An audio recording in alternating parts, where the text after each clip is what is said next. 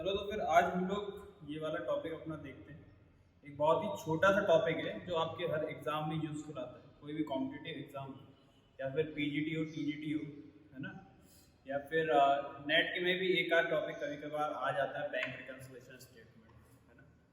सबको पता है, बहुत ही ईजी टॉपिक है, बट इसमें दिक्कतें सबसे ज़्यादा यही होती है कि ये समझ में नहीं आता कि सर वो आइटम जो है डिडक्ट होगा या फिर ऐड होगा। तो इस बैंक रिकन्सिलिएशन स्टेटमेंट का एक छोटा सा रिकैप देख लेते हैं हम लोग। छोटा सा रिकैप कैसा है ये कि आपको जो भी डाउट्स है ना वो एक कॉन्सेप्ट में ख़त्म करने की कोशिश करूँगा। तो अगर ख़त्म हो गया तो वीडियो को एक लाइक और सब्सक्राइब कर देना, ठीक है, अदरवाइज आपकी मर्जी, ठीक है। तो हम लोग ये अपनी वीडियो शुरू करते हैं। तो इसमें बीआरएस बैंक रिकन्सिलिएशन स्टेटमेंट, सबको पता है बैंक रिकन्सिलिएशन स्टेटमेंट क्या होता है, ठीक है। जो सबको पता है वो मैं नहीं बता रहा, ठीक है।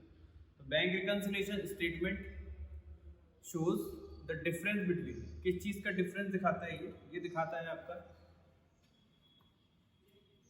पासबुक, जो आपकी बैंक पासबुक है, या फिर कह सकते हैं हम लोग जो आपका बैंक कॉलम है कैश बुक में, उसके अंदर जो डिफरेंस है, दोनों में जो डिफरेंस आ रहा है वो क्यों आ रहा है। अब इसको समझने के लिए देखो, ये मेरी कैश बुक है, ये क्या है, मेरी कैश बुक, ये मेरे पास हो गया। अगर मैं अकाउंटेंट हूँ ना तो ये कैश बुक कौन मेंटेन करता है, ये कैश बुक मैं मेंटेन करता हूँ ना। दूसरी चीज है हमारे पास यहाँ पर पासबुक। भाई पासबुक क्या होती है, पासबुक जब तुम लोग बैंक में एंट्री कराने जाते हो तब पासबुक ले जाते हो ना, तो ये पासबुक की एंट्री समझ लो, या फिर इसको ये समझ लो कि बैंक में पड़ा हुआ बैलेंस है। मतलब बैंक में कितना बैलेंस शो हो रहा है ये हमें कहाँ से मालूम चलता है, ये हमें पासबुक से पता चलता है। ये दो चीजें सिंपल से समझ में आई। ये क्या है, ये हमारी कैश बुक है, कैश बुक जो कि हमारे पास होती है, और पासबुक ये बैंक के पास होती है। अभी के लिए सिर्फ इतना समझ लो। अब क्या होता है, देखो जो हम डेली ट्रांजैक्शन अपने कर रहे हैं इसमें मेनली क्या होता है, इस बैलेंस और इस बैलेंस में डिफरेंस कब क्रिएट होगा। भाई बैलेंस कब क्रिएट होगा, अगर यहाँ पर मुझे मालूम है कि इस पर मेरा बैलेंस पड़ा हुआ है 10,000, तो जाहिर सी बात है पासबुक में भी कितना बैलेंस पड़ा होगा, 10,000। फिर इन दोनों में डिफरेंस कब क्रिएट होगी, ये चैप्टर हमें यही सिखाता है कि इनमें जो भी डिफरेंस ही क्रिएट हो रहे हैं उनके रीजंस अगर आपको पता हो ना तो आप इसको रिकंसाइल कर सकते हो। ये देखो आर का मतलब क्या होता है, रिकंसिलिएशन, इसका मतलब रिकंसाइल कैसे कर सकते हो। अब यहाँ पर देखो, एक मैं ट्रांजेक्शन ले रहा हूँ छोटा, आज कोई चेक है, मान लो कहीं से मुझे कुछ पेमेंट रिसीव हुआ, एक चेक मुझे रिसीव हुआ 2,000 रुपए। अब एक बात बताओ, मैं कौन सी बुक्स में एंट्री कर सकता हूँ, क्या मैं कैश बुक में एंट्री कर सकता हूँ, बिल्कुल कर सकता हूँ। क्या मैं पासबुक में एंट्री कर सकता हूँ क्या, नहीं, क्यों नहीं कर सकता, क्योंकि ये तो बैंक के पास है, ठीक ना। ये चेक मेरे पास आया तो मैंने अपनी बुक्स में एंट्री कर ली और मेरा बैलेंस क्या हो गया, ये प्लस हो गया, तो अल्टीमेटली मेरा बैलेंस कितना शो हो रहा होगा, 12,000 शो हो रहा। बट एक मुझे बात बताओ, आप लोग एक बात बताओ, क्या ये 2,000 का चेक जो मेरे पास अभी आया है बस, क्या वो बैंक में क्रेडिट हो गया होगा, क्या बैंक में जमा कराया, क्या मैंने नहीं कराया। तो इसकी वजह से क्या होगा, अब यहाँ पे डिफरेंस क्रिएट हो रहा है। यहाँ पर मैं अपनी बुक चेक कर रहा हूँ तो उसमें बैलेंस कितना आ रहा है, 12,000, बट बैंक में कितना दिखा रहा है, 10,000। यही दिक्कत है, इसीलिए हम लोग क्या बनाते हैं कि बैंक रिकंसिलिएशन स्टेटमेंट तैयार करते हैं। बैंक रिकंसिलिएशन स्टेटमेंट क्या होता है, shows the difference between cash column, sorry bank column of cash book and passbook, इन दोनों में डिफरेंसेस क्यों आ रहे हैं। अब ये तो मैंने एक छोटा सा एग्जांपल किया 2,000 का, एक बिजनेस में सिर्फ एक ही ट्रांजैक्शन थोड़ा होता है, बहुत ट्रांजैक्शन होते हैं। क्या पता ये बैलेंस अभी 2,000 का, ये 20 लाख का भी हो सकता है, 2 करोड़ का भी हो सकता है, ठीक है। ऐसे बैलेंसेस को रिकंसाइल करने के लिए हम लोग बीआरएस बनाते हैं। अब ये देखने में बहुत छोटी बात लगती होगी कि 2,000 का अंतर आ रहा है, सर टैली करा लेंगे, बैंक से फोन कर लेंगे, चेक जमा करा देंगे, बहुत सिंपल सी बात होगी। पर जब एक एक दिन में हजारों ट्रांजेक्शन होते हैं ना तब दिक्कत आती है। तो अब ये हम लोग चैप्टर देखने वाले हैं, कुछ पॉइंट्स में इसमें हमें बताने वाला हूँ, एक ही वीडियो में मैं ट्राई करूंगा एक ही कॉन्सेप्ट में ये पूरा चैप्टर आप लोगों को क्लियर हो जाए, ठीक है।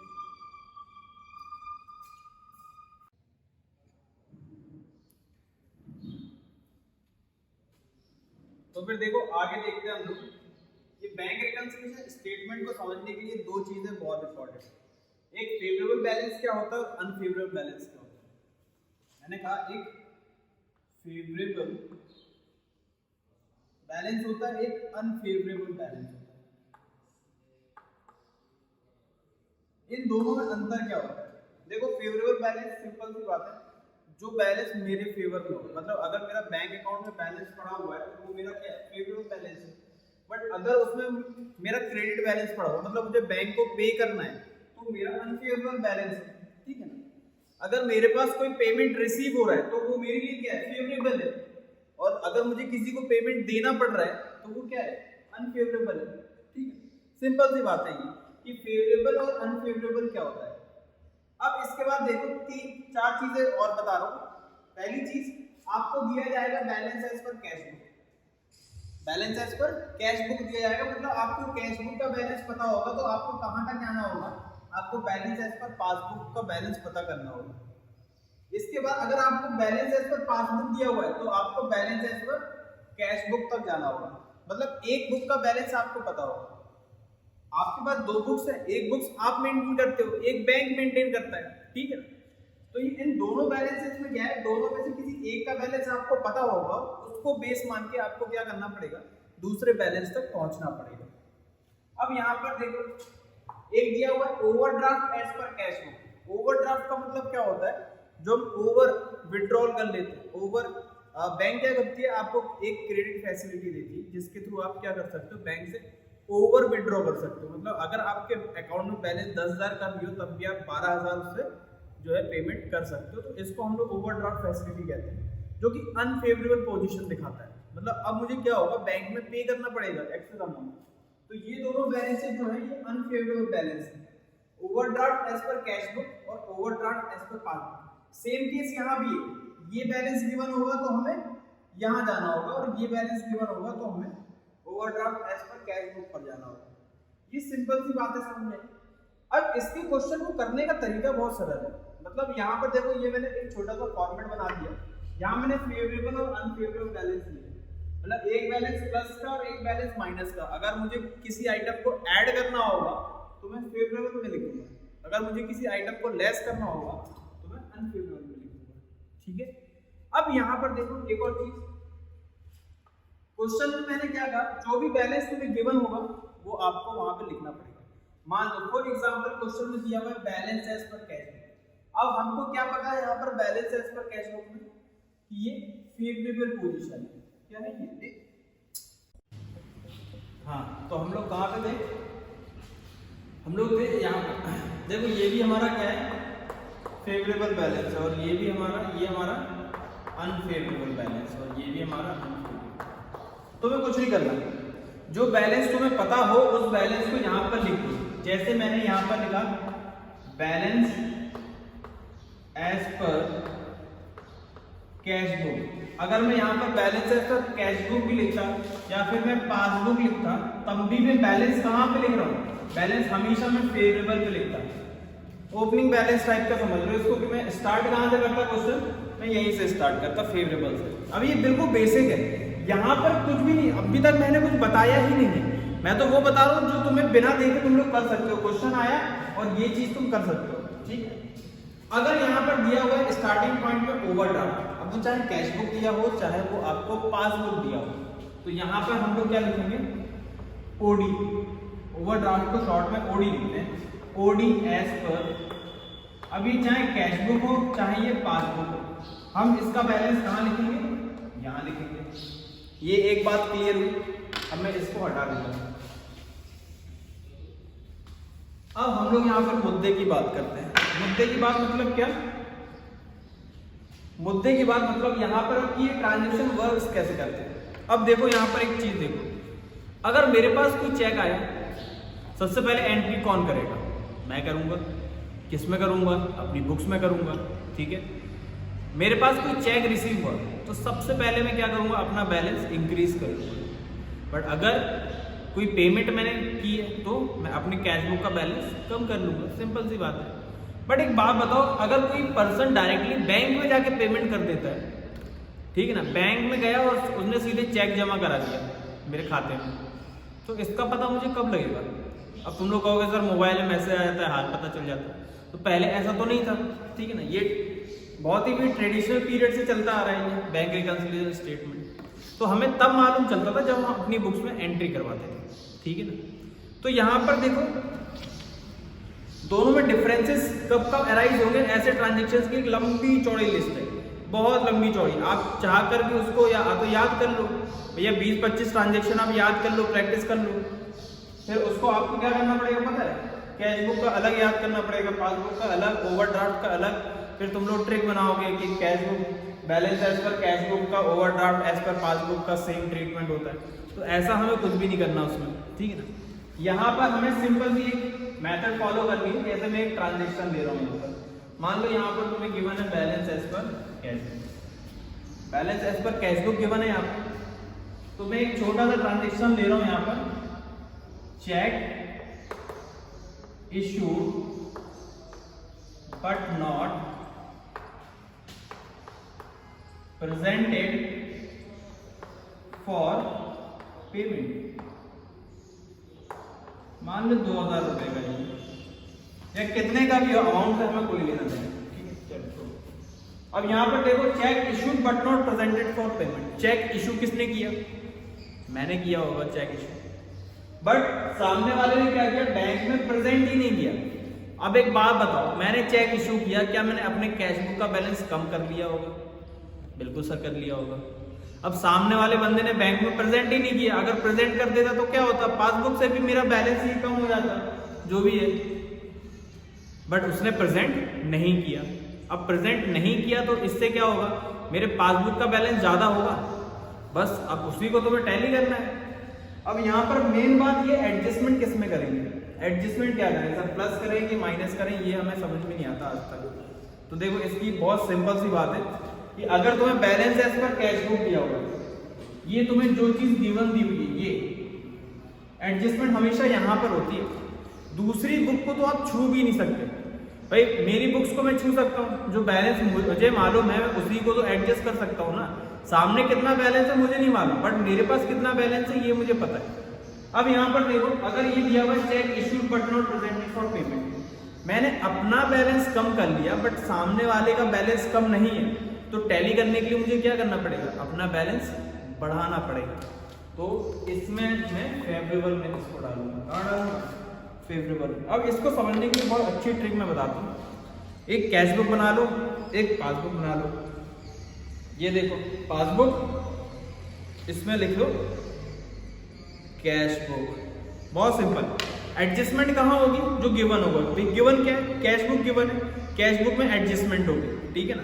बस ट्रांजैक्शन देखो, दोनों पहले बराबर रखो, ट्रांजैक्शन रीड करो, अफेक्ट दो, अफेक्ट तो यहाँ भी हो सकता है, यहाँ भी हो सकता है, ठीक है ना, ट्रांजैक्शन पे डिपेंड करता है। इसके बाद एडजस्टमेंट कहाँ होगी, जहां पर जो बैलेंस हमें गिवन होगा।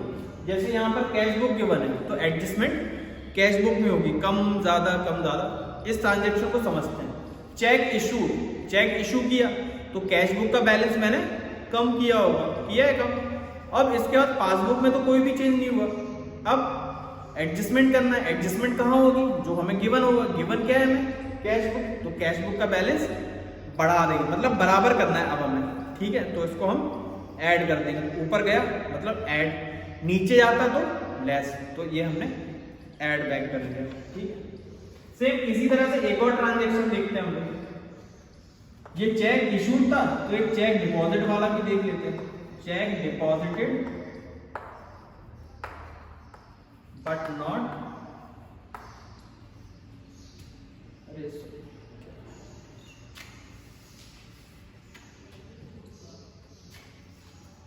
Check received but not